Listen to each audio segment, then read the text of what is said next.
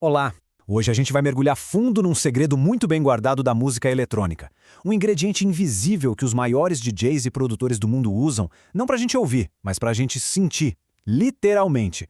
Então se prepara, porque vamos descobrir o que de fato está por trás daquela vibração que bate forte no peito. Tenta lembrar da última vez que você foi num festival ou num show grande. Chega aquele momento, o clímax da música, o drop, e a sensação é mais do que só som alto, né? É uma vibração que parece que vem de dentro, que ressoa no peito. Uma força física que vai muito além do volume das caixas de som. E olha, isso não é um acidente.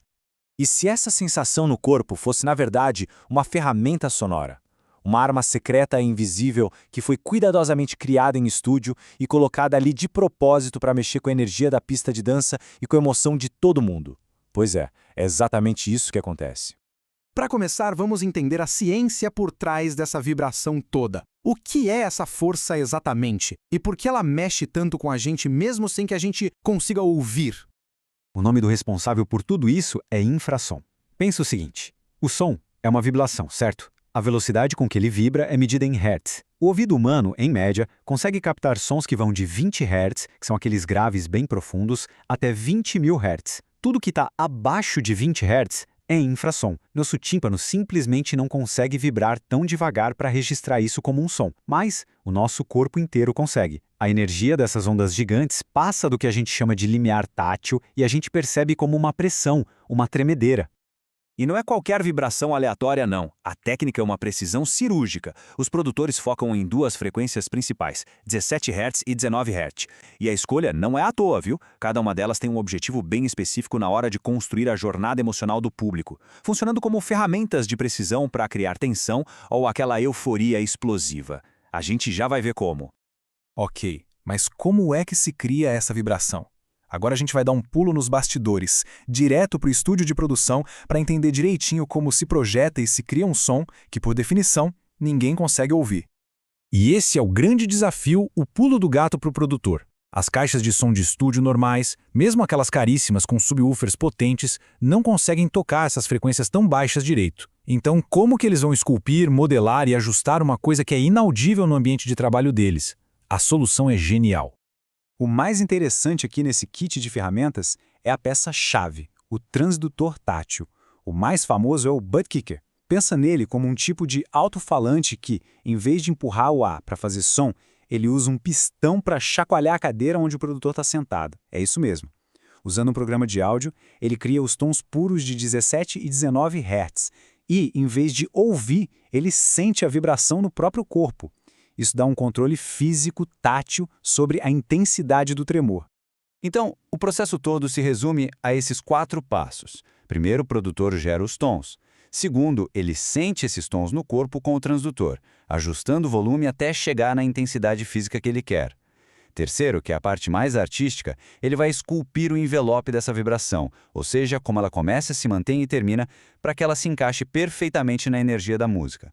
E, por fim, ele imprime essa camada de infrassom direto no arquivo de áudio final. A partir dali, aquela vibração viaja para sempre junto com a música. Beleza, a vibração foi criada e está lá, dentro da música. Mas agora vem o segundo grande desafio.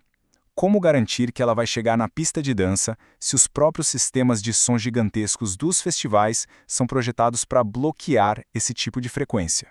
Praticamente todo o sistema de som profissional, que a gente chama de PA, usa uma coisa chamada filtro passa-altas, ou HPF. O nome já diz tudo, ele deixa as frequências altas passarem e corta as muito baixas. Isso serve para proteger os subwoofers, que são caríssimos, contra danos e também para evitar aqueles ruídos graves indesejados. O problema é que esse filtro geralmente corta tudo abaixo de 30 ou 40 Hz. Ou seja, o sistema de som está ativamente tentando eliminar nosso ingrediente secreto de 17 e 19 Hz.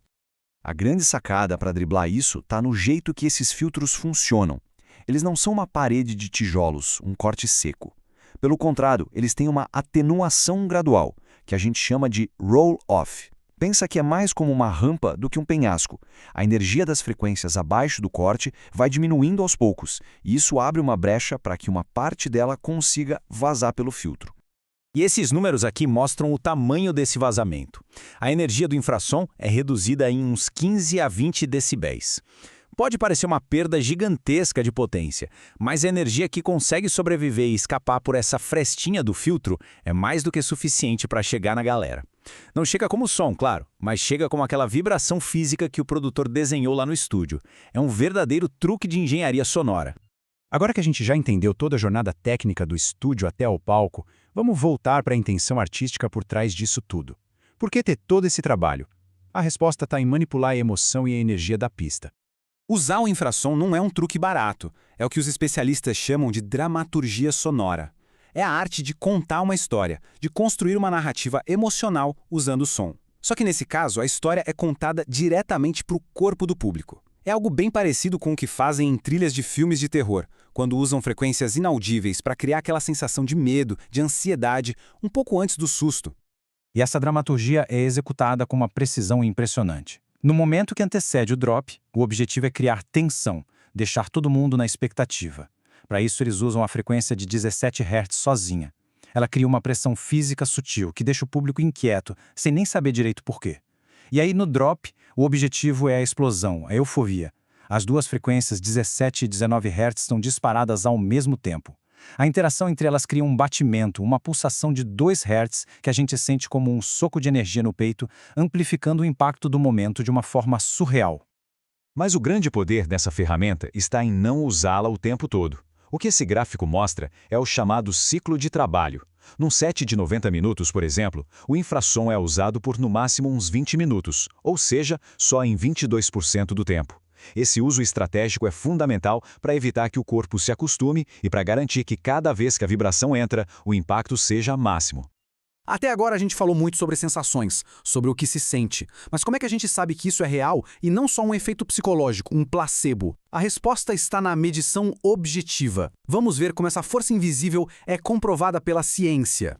A presença do infrassom é medida lá na hora do show com equipamentos super precisos. O segredo é usar a configuração certa no medidor. A configuração comum, chamada de ponderação A, foi feita para imitar o ouvido humano, então ela praticamente ignora essas frequências super baixas. Para conseguir capturar o infrassom, os engenheiros usam a ponderação Z, de 0. Ela é totalmente plana, mede todas as frequências por igual. É como tirar o filtro do microfone para ouvir tudo, sem exceção.